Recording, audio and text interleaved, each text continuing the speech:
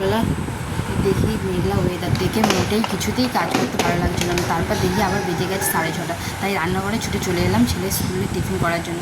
যে স্কুলে টিফিন করছি তার জন্য একটা মিক্সিং বোলের মধ্যে ময়দা, নুন, চিনি, টক দই আর একটু সামান্য আমুল দুধ আর সাদা তেল দিয়ে একটা ডো তৈরি করে নিয়েছি।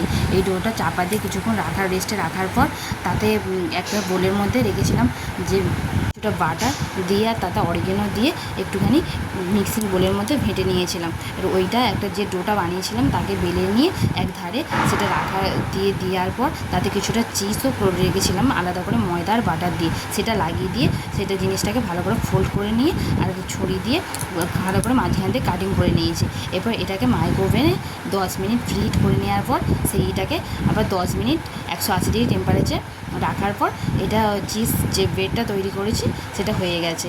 এরপর তারই ফাঁকে আবার ছেলেকে ছাতু গুলেছিলাম, সেটা খাইয়ে দিলাম, দিয়ে টিফিনটা সাজিয়ে নিয়েছি। টিফিনের মধ্যে রেখেছি দুটো সিঙ্গাপুরি কলা, তাতে রেখেছি চিজ ব্রেড, আর কালকে রাত্রিবেলা দুটো চকলেট লাড্ডু করে রেখেছিলাম, সেই চকলেট লাড্ডুটা দিয়ে দিলাম। এই টিফিন আইডিয়াটা কেমন লাগলো অবশ্যই জানাবেন। যদি ভালো লাগে অবশ্যই চ্যানেলটিকে লাইক করে দেবেন আর সাবস্ক্রাইব করতে ভুলবেন না।